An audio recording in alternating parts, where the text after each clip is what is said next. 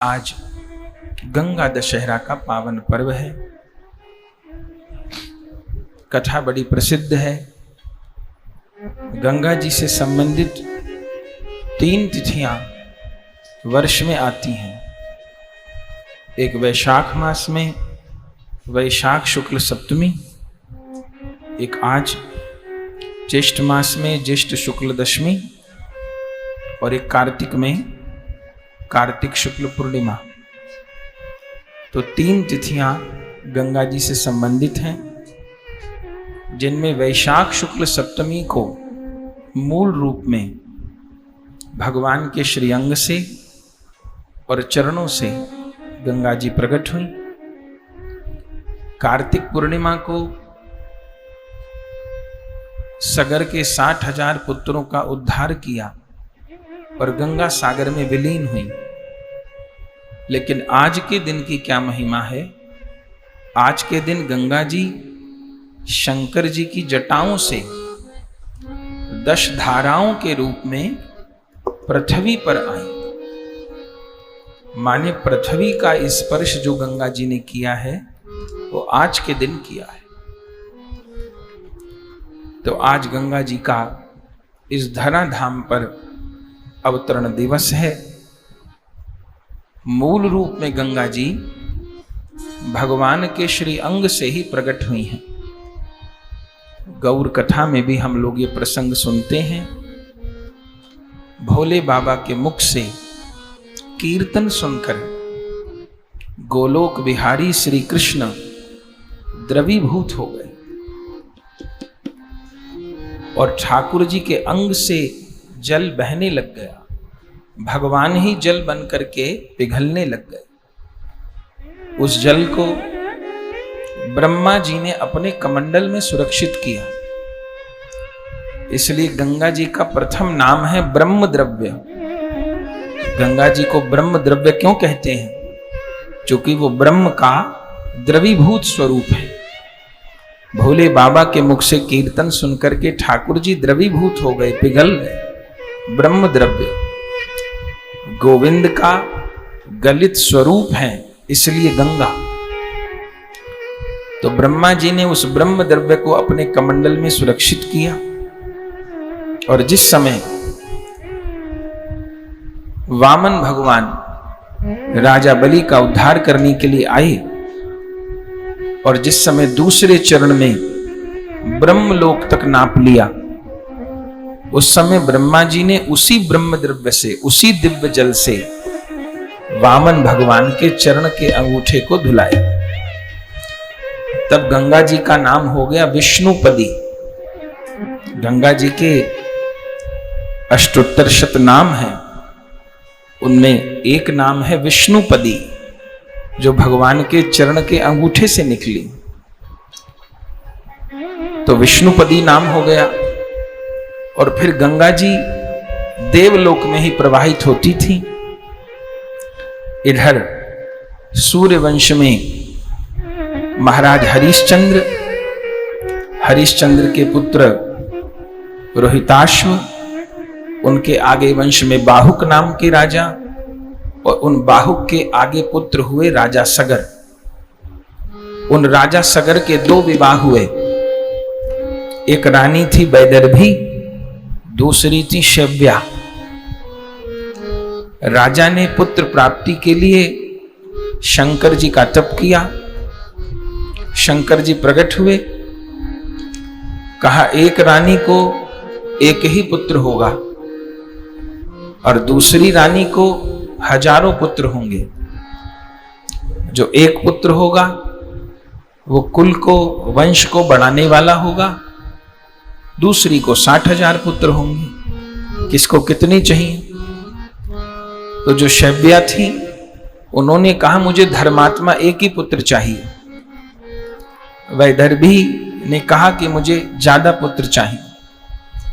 तब वैदर्भी के यहां एक मांस पिंड का जन्म हुआ, बालक का नहीं, मांस पिंड का जन्म हुआ। मांस पिंड का क्या करें? तब शंकर भगवान ब्राह्मण के रूप में आए और उस मांस पिंड को 60,000 कोशिकाओं के रूप में बांट दिया। आज विज्ञान भी कहता है कि एक कोशिकीय जीव होते हैं। एक कोशिकीय माने 1 सेल। हमारे आपके शरीर में करोड़ों सेल्स हैं जो बनती बिगड़ती रहती हैं, और हर सेल सजीव होती है। शरीर में कहीं चोट लग जाए, निशान पड़ जाता है, घाव हो जाता है, पर जैसे जैसे दिन बीतते हैं अपने आप वो जगह ठीक होने लगती है, निशान भी गायब हो जाता है। कहीं जल जाए, निशान पड़ जाए, पर महीना 2 महीना में अपने आप घाव ठीक हो जाता है, निशान भी ठीक हो जाता है। कैसे हो जाता है? क्योंकि हर जो सेल है शरीर की वो सजीव है। तो उस मांसपिंड के 60,000 भाग किए गए और उन 60,000 सेल्स को, कोशिकाओं को अलग अलग घी के पात्रों में रखा गया। तो उससे राजा सगर को वैदर्भी रानी के द्वारा 60,000 पुत्र प्राप्त हुए। और जो छोटी रानी थी शैव्या, उनको एक ही पुत्र हुए जिनका नाम था असमंजस। राजा सगर ने यज्ञ किया और यज्ञ में सारी पृथ्वी को दिग्विजयी करने के लिए एक घोड़ा रखा गया। वो घोड़ा जिस भी राज्य में जाता था, उस राज्य के राजा लोग उस घोड़े का समर्थन करते थे। इससे ये लाभ होता था कि युद्ध भी नहीं हुआ और बाकी राजाओं ने अपने को परास्त भी मान लिया। संपत्ति का नुकसान भी नहीं हुआ, सैनिकों का नुकसान भी नहीं हुआ, और राजा सगर चक्रवर्ती सम्राट भी बन गए। इंद्र को चिंता हुई। इंद्र ने सोचा कि अगर ये सारे लोगों की दिग्विजय कर लेंगे, कहीं ये स्वर्ग पर अधिकार न कर ले। तो रात के समय इंद्र उस घोड़े को चुरा कर ले गए और पाताल में जाकर के कपिल मुनि जी के आश्रम में बांध दिया। अब घोड़ा मिला नहीं तो यज्ञ कैसे पूरा हो? दिग्विजयी होने के लिए यज्ञ कर रहे थे। तब उस घोड़े की ढूंढ मची। राजा सगर के 60,000 पुत्रों ने पूरी पृथ्वी को खोज लिया, लेकिन कहीं पता नहीं पड़ा। तब एक जगह एक पृथ्वी में छिद्र दिखाई दिया। राजा सगर के पुत्र उसी छिद्र को खोदते खोदते पाताल तक पहुंच गए और जाकर के देखा कि कपिल मुनि जी के आश्रम में घोड़ा बंधा है। उनको लगा कि महात्मा घोड़े को चोरी करके और यहां नाटक करके आंख बंद करके ध्यान लगा के बैठा है, ये चोर है। वे तो कपिल भगवान थे। और उन 60,000 पुत्रों ने वहां उत्पात मचाना शुरू किया। कपिल भगवान श्राप नहीं दिए। जब बहुत दुखी किया, कपिल भगवान का ध्यान भंग हुआ तो उन्होंने हुंकार के ऐसे किया, हुंकार की, दुखी होकर के। वह इतने हुंकार करने मात्र से ही वे 60,000 पुत्र जलकर भस्म हो। राजा सगर के पुत्र लौटे नहीं, बाट देखते रहे। नारद जी ने सब हाल बताया कि अब वो पुत्र लौटेंगे भी नहीं। उन्होंने ऐसे ऐसे कपिल भगवान का अपराध कर दिया है। तब राजा सगर बहुत दुखी हुए। मेरा तो यज्ञ भी पूरा नहीं हुआ, बेटे भी चले गए, क्या करूं? और राजा सगर को पितृदोष लग गया। माने वो 60,000 पुत्र संत के, कपिल भगवान तो साक्षात भगवान है, तो उनके क्रोध के कारण समाप्त हुए, तो उनका उद्धार नहीं हुआ। वे 60,000 के 60,000 पुत्र प्रेत बनकर के भटकने लग गए। और राजा सगर को न दिन में चैन न रात में चैन, जगह जगह उपाय करते डोले। किसी ने कहा कुछ करिए, किसी ने कहा कुछ करिए, पर कुछ सफल नहीं हुए। आखिर में नारद जी से विचार विमर्श किया। नारद जी ने कहा एक ही उपाय है, अगर दिव्य देश से, दिव्य लोक से भगवान का वह ब्रह्म द्रव्य विष्णुपदी गंगा जी उतर आए तो गंगा जी के स्पर्श से इन सब की मुक्ति हो जाएगी, आप लोग का पितृदोष समाप्त हो जाएगा, सबका उद्धार हो जाएगा। इसलिए हिंदू को जीते भी गंगा चाहिए, हिंदू को मरते भी गंगा चाहिए। गंगा के बिना हिंदू का जीवन नहीं। तो गंगा जी आए, और गंगा जी कैसे आए? तब असमंजस जी ने तप किया, पर वो भी सफल नहीं हुए।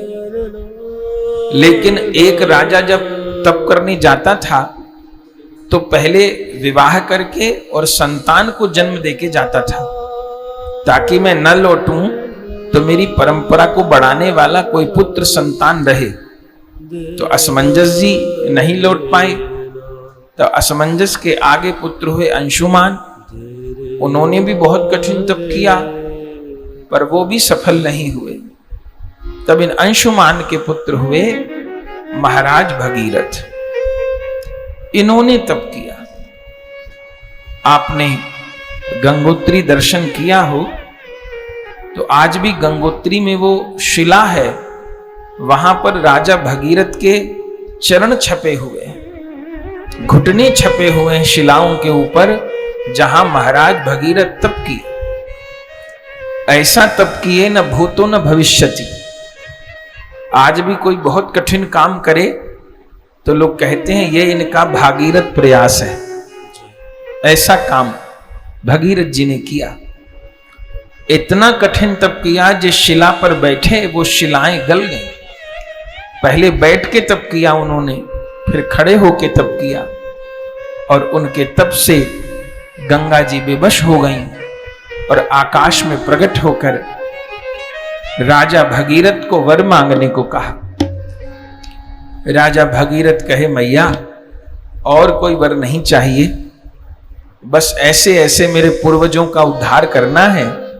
मेरे पूर्वज लोग दुख पा रहे हैं, हर व्यक्ति के शरीर के ऊपर कर्ज है, पितृ ऋण है, देव ऋण है, ऋषि ऋण है, भूत ऋण है। ये ऋण हर जीव को उतारने होते हैं। जब संतान का जन्म होता है तो पितृ ऋण उतरता है, क्योंकि अब हमारी संतान आगे पितरों को जल देगी। ऐसा नहीं कि पितरों को जल देना बंद हो जाएगा, श्राद्ध आदि होंगे तो संतान को जन्म देने पर किसी अंश में पितृ ऋण उतरता है। भजन करने से तो सारे ऋण उतरते हैं, लेकिन संतान के जन्म से पितृ ऋण उतरता है। जब हम यज्ञ में देवताओं को आहुति देते हैं तो देव ऋण उतरता है। जब हम महापुरुषों के रचित ग्रंथों का अध्ययन करते हैं, जैसे भागवत जी हम पाठ करेंगे, आप लोग सुनेंगे, तो ये भागवत जी मोक्षदायिनी तो हैं ही, भगवत प्रेम दायिनी तो हैं ही, सब प्रकार कल्याण तो करती हैं, लेकिन इससे ऋषि ऋण भी उतरता है। जब हम अपने पूर्वजों के ग्रंथों को कहते सुनते हैं तो उससे ऋषि ऋण, महात्मा लोग इतना परिश्रम करके ग्रंथों को लिखे गए हमारे लिए, हम लोग पढ़े भी ना, सुने भी ना, तो ऋषि ऋण चढ़ जाता है। ऐसे भूत ऋण चढ़ता है, माने पेड़ पौधों का ऋण। ये पेड़ पौधे रात दिन हमको ऑक्सीजन देते हैं और हमारी कार्बन डाइऑक्साइड को सोखते हैं, तो इनका भी कर्जा है। तो जब हम लोग पौधा लगाते हैं, सबको अपने जन्मदिन पर एक पौधा लगाना चाहिए कम से कम। तो जब हम तुलसी जी रोपते हैं, कहीं पीपल रोपते हैं, कहीं बट रोपते हैं, कहीं पर कोई पौधा लगाते हैं या किसी पौधे को सींचते हैं, तो इससे भूत ऋण दूर होता है। तो हर प्राणी के ऊपर ऋण है। हमारा जो धर्म है वो पूर्ण है। तो श्री भगीरथ जी महाराज देवी गंगा को कहे मेरे ऊपर पितृ ऋण बाकी है, उनका उद्धार नहीं हुआ है, वे सब दुख पा रहे हैं, तो आप उनके उद्धार के लिए चलिए। देवी गंगा ने कहा कि मुझे धरा पर ले जाने को कहते हो? अरे संसार के लोग मुझे गंदा कर देंगे, मेरी महिमा दुनिया नहीं जान पाएगी। मैं तो ब्रह्म द्रव्य हूं, मेरे जल के रूप में साक्षात भगवान ही बह रहे हैं। मैं भगवान की विभूति हूं, भगवान के अंग से प्रकट हूं। लोग मुझ में मैला डालेंगे, मुझ में बुरे कर्म करेंगे। तो अगर तुमको अपने पितरों का ही उद्धार कराना है तो तुम एक कमंडल ले लो, एक कमंडल में मेरा जल भर लो, मेरी जल की एक बूंद तुम्हारे पितरों का उद्धार कर देगी। तो एक कमंडल में जल भर के ले जाओ, और जहां पर वो सारे तुम्हारे पितर लोग राख बन के पड़े हैं वहां जल भी छिटक दोगे तो सब उद्धार को प्राप्त हो जाएंगे। उस समय भगीरथ जी महाराज कहे, हे मां, मैं केवल अपने पितरों की बात नहीं कर रहा, मेरे पितरों का तो आप बता रही हो ऐसे उद्धार हो जाएगा, लेकिन बार बार तो कोई इतना तप करेगा नहीं, बार बार कोई भगीरथ बन के इतना तप करेगा, ये तो संभव नहीं है। तो केवल मेरे पितरों का उद्धार करने के लिए नहीं, आगे सनातन धर्म में जितने भी जन होंगे उन सबका कल्याण करने के लिए, उन सबके पितरों का उद्धार करने के लिए आपको धरा पर तो चलना ही पड़ेगा। जब भगीरथ जी ये कहे केवल अपने स्वार्थ के लिए नहीं, सारे जगत के लिए, इसलिए भगीरथ जी महाराज का ये सारा जगत चिर ऋणी है। वही गंगा जी को जगत पर लाने वाले हैं। और गंगा जी इतनी बात से प्रसन्न हो और कहा मैं चलने को तैयार हूं, लेकिन मेरे वेग को कौन धारण करेगा? बोले उसकी भी व्यवस्था होगी। भगीरथ जी की सारी जिंदगी तपी करने में निकल गई। पहले तो गंगा जी आए, इसका तप करते रहे बेचारे। फिर गंगा जी ने कहा वेग कौन धारण करे? नारद जी ने कहा शंकर जी धारण कर सकते हैं, तो शंकर जी का तप करने बैठ गए। फिर भोले बाबा प्रकट हुए, वर मांगने को कहा। बोले और वर नहीं चाहिए, गंगा मैया अवतार लेंगी तो उनका वेग आप धारण कर लेना। भोले बाबा कहे ठीक है, तैयार है। तब फोर ब्रह्मांड प्रकट भई नभते, अशंकर जटा समाई। जटा शंकरी नाम पड़ो है, सब जग तारन आई। उस समय ब्रह्मांड सतह का छेदन करके जैसे कोई मोतियों की धारा गिर रही है, ऐसे गंगा जी ब्रह्मांड सतह का छेदन करके पधारी हैं। और जिसको हम लोग हिमालय कहते हैं ना, भारत के ऊपरी भाग में हिमालय पर्वत है। ये सारे जो हिमालय पर्वत हैं, ये शंकर भगवान की जटा ही है। भोले बाबा अपनी विशाल जटा खोलकर खड़े हो गए और गंगा जी की धारा गिरती रही और भोले बाबा की जटाओं में घूमती रही। और जब शीतल शीतल जल भोले बाबा के माथे पर गिरा, अब वो तो भगवान का ही स्वरूप है गंगा जी। भोले बाबा को इतनी मस्ती आई कि गंगा जी तो सारी जटाओं में आ गईं। अब भोले बाबा सबरी जटाओं को बांध के जूड़ा बना लिया और वहीं आंख बंद करके सीताराम जय सीताराम, राधे श्याम जय राधे श्याम मगन हो। भगीरथ जी देखते ही रहे, ये क्या हुआ? सारी जिंदगी तो लाने में निकाल दी, फिर हम वंचित रह गए। भोले बाबा आंख बंद कर लिए, कहीं समाधि लग गई तो क्या होगा? तब फिर भोले बाबा की प्रार्थना की, महाराज कृपा करो, आपको तो आनंद आ रहा है पर सारे जगत को नहीं आ रहा अभी। तब भोले बाबा दया किए। और आज के दिन की क्या महिमा है? आज के दिन की विशेष ये महिमा है कि भोले बाबा अपनी एक जटा खोले, सारी जटा नहीं खोले, एक जटा खोले। और जैसे एक जटा खोले तो गंगा जी 10 धारा के रूप में, गंगा दशहरा कहते इसलिए, दशमी है आज इसलिए भी दशहरा कहते हैं। और गंगा जी 10 धाराओं के रूप में गिरी पृथ्वी पर। तो भोले बाबा अपनी जटा खोले और गंगा जी हर हर हर हर हर करते हुए, जो गौमुख का दर्शन करिए आप। अब तो गौमुख जाना भी कठिन है, बस इतना छोटा सा ही छिद्र है जहां से गंगा उफन उफन के बहती, लगता है जैसे दूध की धारा बह रही है उफन उफन के, ऐसी गंगा बहती। चारों ओर बर्फ ही बर्फ के पहाड़, और जहां से गंगा प्रकट होती है बिल्कुल गौ के मुख जैसा है, माने आगे से तो छोटा मुख है, पीछे जाके बहुत बड़ा, वो उद्गम है गंगा जी का। तो वहीं से गंगा जी प्रकट भई और भगीरथ जी से पूछा, बता कहां चलना है। भगीरथ जी ने कहा कि वहां कपिल मुनि के आश्रम में मेरे पितर लोग भस्म बने पड़े हैं। गंगा जी ने कहा, आगे आगे रथ चला, तेरे रथ के पीछे पीछे मैं चलूंगी। तब भगीरथ जी महाराज आगे आगे रथ चलाए और पीछे पीछे गंगा उफन उफन के चलती रही। आप कभी नक्शे में गंगा जी को देखिए, गंगा जी की जो यात्रा है वो गौमुख से लेके गंगा सागर तक की है। अगर सीधे गंगा जी आ जाएं तो कम रास्ते में आ जाएं। भगीरथ जी सीधे नहीं लाए, जितना हो सकता था उतना घूम घूम कर गंगा जी को लेकर के आए। कभी दाएं से बाएं चले जाएं, कभी बाएं से दाएं चले जाएं, कभी कई मील इधर चले जाएं, कभी कई मील उधर चले जाएं, ताकि अधिक से अधिक क्षेत्र को गंगा जी पावन करें।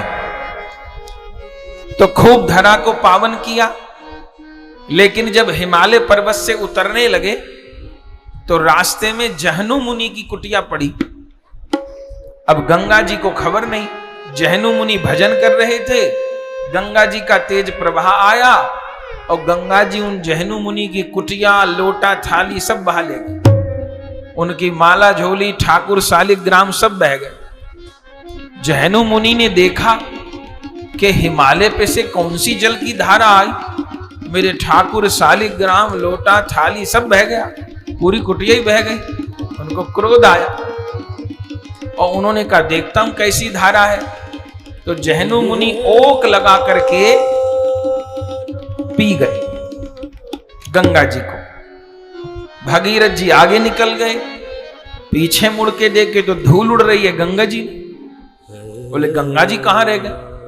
फिर लौट के आए, देखा जहनु मुनि आचमन करके सबरी गंगा जी पी गए। तब पुनः हाथ जोड़ करके प्रार्थना की, महाराज वो जो जल की धारा है वो सामान्य नहीं है, वो गंगा जी हैं, सारे जगत को तारने आई है, कृपा करो। तब जहनु मुनि ने कहा, क्या करूं? अगर मुख से बाहर निकालूं तो उल्टी का दोष आ जाएगा, यदि नीचे के द्वार से बाहर निकालूं तो मलमूत्र का दोष आ जाएगा, तो क्या करूं? तो जहनु मुनि ने कहा, ठीक है, मैं अपने शरीर का बलिदान करूंगा। तब जहनु मुनि ने अपनी जंघा फाड़ दी। तब जंघा से पुनः गंगा जी प्रकट हुई। भगवान का द्रवीभूत स्वरूप तो ब्रह्म द्रव्य, वामन के चरण धोए तो विष्णुपदी, गौमुख से निकली तो गंगा, शंकर जी की जटा में समाई तो जटा शंकरी, और जहनु मुनि की जंघा फाड़ के प्रकट हुई तो गंगा जी का नाम हुआ जानवी। जानवी भी गंगा जी का नाम, जानवी नाम हुआ। और जब भगीरथ जी के रथ के पीछे पीछे चली तो भागीरथी नाम हुआ। और पूरे भारत में भ्रमण सीधे सीधे नहीं लाए भगीरथ जी, कभी कई मील इधर चले जाएं, कभी कई मील उधर चले जाएं, कभी कई मील इधर, ताकि अधिक से अधिक क्षेत्र को गंगा पावन करे। आज भी कितनी विज्ञान ने तरक्की कर ली हो, भारतवर्ष की 50% खेती को गंगा जी ही पोषण करती हैं। गंगा ना हो तो रोटी खाने को न मिले हिंदुस्तानी। आज भी गंगा इतना उपकार करती है। तो सारे क्षेत्र को पावन करते करते रास्ते में गंगनानी स्थान पड़ता है, वहां सप्त ऋषियों ने स्नान किया। हरिद्वार में हर की पैड़ी दुनिया जाती है, वहां की क्या महिमा है। वहां पर भोले बाबा ने आके स्नान किया, ब्रह्मा जी ने आके स्नान किया। हर की पैड़ी में ब्रह्म कुंड है, वहां देवताओं के साथ ब्रह्मा जी ने डुबकी लगाई गंगा जी में, तो सारे देवता जल रूप होकर के गंगा जी में विलीन हो गए। जब शंकर जी की जटा को छोड़ के गंगा जी चली तो शंकर जी को विरह हो गया, तो हर की पैड़ी पे आके शंकर जी भी स्नान किए गंगा जी में, तो जल रूप हो गए। ऐसे कितने कितने तीर्थों को पावन करते करते आखिर में गंगा सागर पहुंची है। और जैसे एक बूंद जल स्पर्श हुआ, वो 60,000 पितर लोग तो लाखों साल बीत गए थे, उन लोगों को तो भस्म हुए, लेकिन जैसे गंगा जी का एक जल का बूंद स्पर्श हुआ, वे 60,000 पुत्र चतुर्भुज स्वरूप हो गए और सब विमान में बैठ करके भगवत धाम जाने लगे। देवता आकाश से फूल बरसाने लगे। कहिए श्री गंगा मैया की जय हो, भगीरथ जी महाराज की जय हो, श्री गंगा दशहरा की जय हो। तो सब पितरों का उद्धार हुआ, तब गंगा जी पतित पावनी कहलाई।